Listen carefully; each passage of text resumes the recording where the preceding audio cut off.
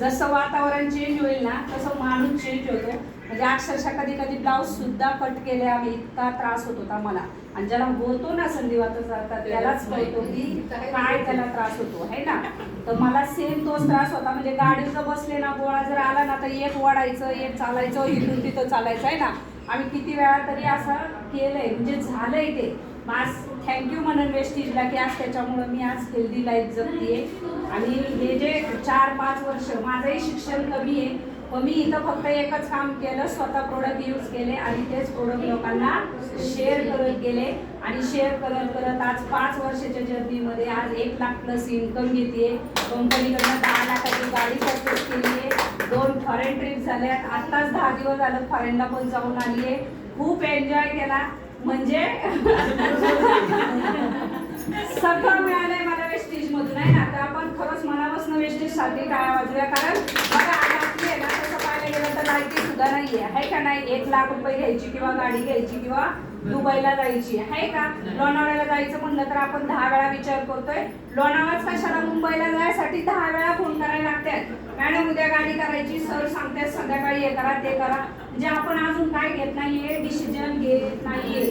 मग हे डिसिजन आपण कधी घेणार. कारण वेळ निघून गेल्यावर तर डिसिजन घेण्यात काही अर्थ नाहीये. तर डिसिजन घेणं खूप गरजेचं आहे. तसंच मी पण याच्यात डिसिजन घेतलं. आता दुबईला जाऊन आले. मला माहित सुद्धा नव्हतं.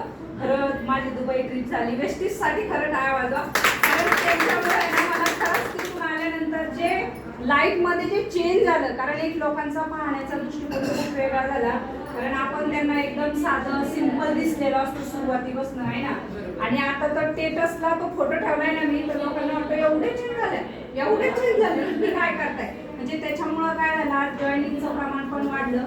6 जॉईनिंग केले तिथून आल्यापासून. जवळजवळ स्वतःचे 30-40 हजाराचे परचेस स्वतः. 1200-1300ची पीव्हीची ऑर्डर माझी स्वतःची झाली. आणि सगळ्यात महत्त्वाचं माझी फॅमिली माझ्याबरोबर काम करायला लागली.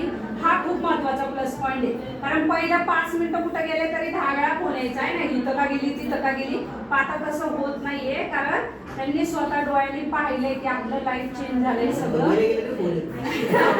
आणि खरोखर 2-3 दिवस म्हणजे 5 दिवस होतो, इतकं छान वाटलं ना. फोन बंद, फक्त खायचं, नटायचं, ड्रेस बदलायचा आणि फिरायचं. आणि इतके आयटम होते ना तिथं खायला, म्हणजे आपण ते आयुष्यात नाही भविष्यात एवढे पाहिले पण नव्हते. काही ह्याचं नाव सुद्धा माहिती नव्हती. तिथं गेल्यानंतर आहे ना ते डिश फूड असं पाहायला लागायचं की हे नक्की काय आहे. म्हणजे कळत नव्हतं आपल्याला. कारण आपण त्या गोष्टी कधी पाहिल्याच नाही. इथं फक्त आपण पाहतो वडापाव, पावभाजी आहे ना. हे जरा 2-3 आयटम फक्त माहिती आहेत, बाकीची माहिती नाहीये. तिथं आमचं पण तेच झालं होतं. आम्ही भात चपाती हे जे आपण इकडं खातोय ना ते आम्ही असं पाहिलं सुद्धा नव्हतं त्याच्याकडे. खरं आहे. कारण आम्ही तिथं जाईल तिथं आहे ना फक्त डिश चेंज करत होतो. 2 मिनिटं आम्ही फक्त काय करत होतो, डिश चेंज करत होतो. म्हणजे तिथून तिथं जायचो नाही का, जे आवडत ते डिश मध्ये घ्यायचं, परत डिश ठेवायची. घाण दिसायला नको नाही का, डिश नाही का बदलली म्हणून. आणि प्रत्येकाला काउंटर नंबर दिला होता. म्हणजे जे असा ह्या टेबल असतो ना तो नंबर असायचा, त्याच नंबरवरती जाऊन आपण बसायचं.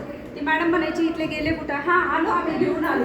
आम्ही चालता फिरता सगळं खायचो. आणि सगळ्यात महत्वाचं तिथं एक टेन्शनच नव्हतं आम्हाला नाही का, भांडी घासायची नव्हती. त्याच्यामुळे भांडी किती पडली तरी काय फरक पडत नाही. आणि जसं आता ते हँडवॉशचं सांगितलं, खरंच म्हणजे पहिल्यांदा कळलं. ते जेव्हा हँडवॉश खाली आम्ही असा हात धुतला, ते वरतून फेस आला, हात थोडासा मागं घेतला, हे वेगळंच काहीतरी माहितीच नाही ना हँडवॉश येतो. एक मॅडम आल्या, नंतर पाणी आणि नंतर टिश्यू पेपर.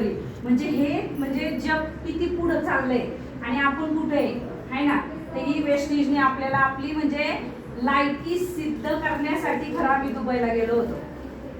हे तिथं गेल्यावर कळलं. कारण आपण लोणावळा म्हणजे तसं पाहायला गेलं तर फॅमिली सकट अजून इथले किती लोक गेलेत लोणावळ्याला, गेलेत का. आम्ही गेलो ना कामातर्फे नाही, फॅमिली बरोबर. कारण आपण जेव्हा आपली घरातली लोक जातो ना तेव्हा आपल्याला तिथं बघा तिथंही सिर्फ एंजॉय करने के लिए, हॉलिडे के लिए आहे ना. म्हणजे कुठेही गेलो होतो आपण काय करणार, म्हणजे खायचंय भरपूर, मागणार काय, भूक नाहीये, वडापाव घेतला तरी बाद झालं. म्हणजे प्रत्येकाची स्थिती पद्धत तीच आहे. आम्ही एवढा एन्जॉय केला ना खरंच. म्हणजे वेस्टेजमध्ये आता इथून पुढं कुठलीही ट्रिप लागू द्या, कुठली आता इथं कोणाकोणाला यायचंय, फॉरेन ट्रिप आता लागलेली आहे आणि खरंच आहे मॅडम, हात वर केल्याशिवाय येणारच नाही. ती स्वप्न तर बघा ना, कंपनी काय सांगते, स्वप्न तर बघा. आणि खरंच पाटील सरांसाठी आहे ना, आपण जोरदार टाळ्या वाजवूया. सर्व सामान्य स्वप्न बघायला नाही तर स्वप्न पूर्ण करायची संधी दिलेली आहे सरांनी आपल्याला. आज बघा, आपण आपल्या जवळचा रुपया तिथं टाकत नाहीये, फक्त आपण बोलायसाठी वेळ देतोय. बाकी काय देतोय का? काय कोणाला पैसे काढून देतोय का? काहीच नाही. कुठल्या कामाची रिक्स आहे का? कुठले सिनियर तुम्हाला बोलतायत का आज एवढे पीवी का झाले नाही तेवढे? मी 8 नाही 10 दिवस जरी घरात झोपले ना तरी कुणी काय बोलत नाही. फक्त तुम्हाला तुमच्या कामासाठी तुमचा मोबदला तुम्हाला मिळावा याच्यासाठी सगळेजण आपल्याला बोलतात. तर थायलंडसाठी सगळ्यांनी तयारी करा. दुसरी गोष्ट, उद्याच्याला मुंबईला जायचंय आपल्याला, लिडरशिप ट्रेनिंग आहे. त्या ट्रेनिंगसाठी खरोखर सगळ्यांनी भर द्या. म्हणजे जर तुम्हाला थायलंड करायचं असेल तर आपलाही तुम्हाला बिलकुल जबरदस्ती करणार नाही. कारण आपल्याकडे जर नॉलेज असेल, आता दीपाली मॅडमनी सांगितलं, त्यांना CMDचं माहिती होतं, कळत न कळत का व्हायना बरं नवऱ्याला दिलं ना त्यांनी. आज नाही म्हणलं तर बघा, त्यांना गॅरंटी नव्हती काय होईल आहे ना. आज डोळ्यात पाणी आले मॅडमच्या. म्हणजे आज नॉलेज होतं म्हणून त्यांचे मिस्टर पण वाचले आणि मिस्टरांबरोबर 2-3 लाख रुपये पण वाचले. कारण जर अटॅक आला तर डॉक्टरांना पहिलं 1-1.5 लाख रुपये ॲडव्हान्स द्यावा लागतो आहे ना. म्हणजे आज त्यांनी किती मोठं काम केलंय. खरंच मॅडमसाठी जोरदार टाळ्या वाजवा की हे नॉलेज घेणं सुद्धा खूप गरजेचं आहे आणि मीटिंगमध्ये जाणं सुद्धा गरजेचं आहे आपल्या फॅमिलीसाठी. उद्या आपल्याला प्रोडक्ट काम करा नाही करा तो पुढचा पाठ आहे. आज आपल्या फॅमिलीसाठी आपल्याला हे करावं लागेल. आणि जर बचत करायची असेल, चांगलं लाईफ जगायचं असेल तर वेस्टेजमध्ये या. सगळ्यांचं वेलकम आहे वेस्टेजमध्ये. तर थँक्यू. मी जास्त काय बोलणार नाही, वेळ होऊन गेलेली आहे. पुढचा चान्स द्यावा मला द्यायचा तेव्हा मी अजून सांगणार तुम्हाला. काही प्रॉब्लेम नाही. म्हणजे इतकं लाईफ एन्जॉय करतोय ना आम्ही खरं. आणि क्रूजमध्ये गेल्यावरच कळलं की खरं जगणं काय असतं.